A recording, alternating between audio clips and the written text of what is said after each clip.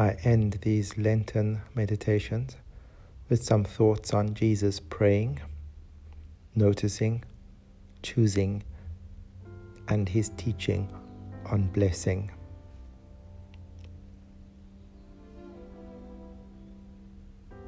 These reflections are based on a sacred text found in Luke's Gospel, chapter 6, from verse 12 to 23. We start with praying. Jesus seemed fond of praying out in nature, praying either alone or with a handful of his closest. We never really know what Jesus prayed about or how he prayed, just that he prayed, and prayed often. He prayed either alone or with a few, either early in the morning or all through the night. And when you pray all through the night, when you keep vigil as it were, there comes a time when you will run out of words. You exhaust yourself, as it were.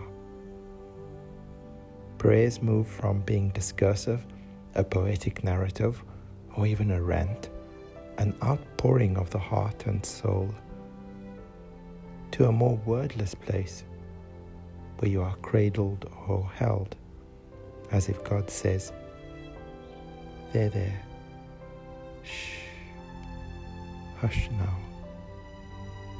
And you and God begin to speak God's first language, silence.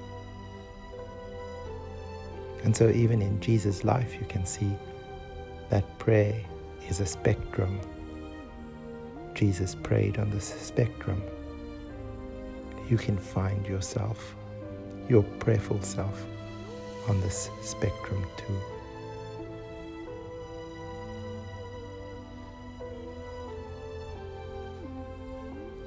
Noticing, paying attention, choosing. In the ancient world, it was rather unusual for a rabbi to go about choosing his disciples. The sacred tale suggests, therefore, that Jesus notices, pays attention, and seeks those he wants close to him. He reaches and calls out to others, noticing good or sound asleep qualities in those around him. Jesus wanted them in his orbit. Zacchaeus up a tree, for example, Nathanael under one, Simon at his workplace along the Sea of Galilee. I want to be in your home and in your life. I want you in my orbit, is what Jesus is saying to all of them. And so come down from that tree. Come out from under there. I'll join you in the boat. Come, sit close to me. Jesus was also fond of nicknaming those in his inner circle. James and John, for example, were like thunderclaps. Peter, as solid and reliable as a rock. And so Jesus renames them. Jesus seeing insightfully into their heart and into their potential. What would Jesus call you if you were to heed that call to come close to him? What would be his name for you?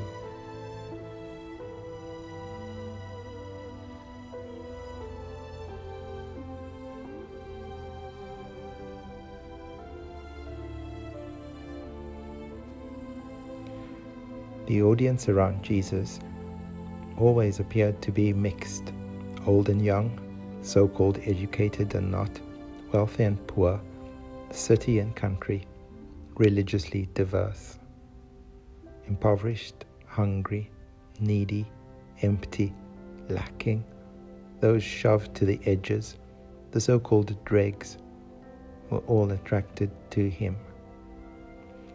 And to these especially, these whom life had kicked in the teeth, Jesus taught especially to see blessing even in brokenness and mess. to see holiness even in hellish circumstances, miracles in the ordinary, in the loose, unfinished, untidy, or jagged edges of life, to see blessing there. He taught them to see blessing. And so in the sacred text, repeatedly, Jesus says, blessed, blessed, blessed. Blessed are you. You are blessed.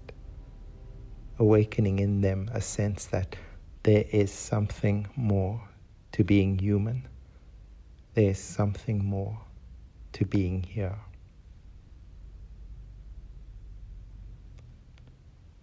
Let us turn now to the sacred text itself, or a version of it, to conclude.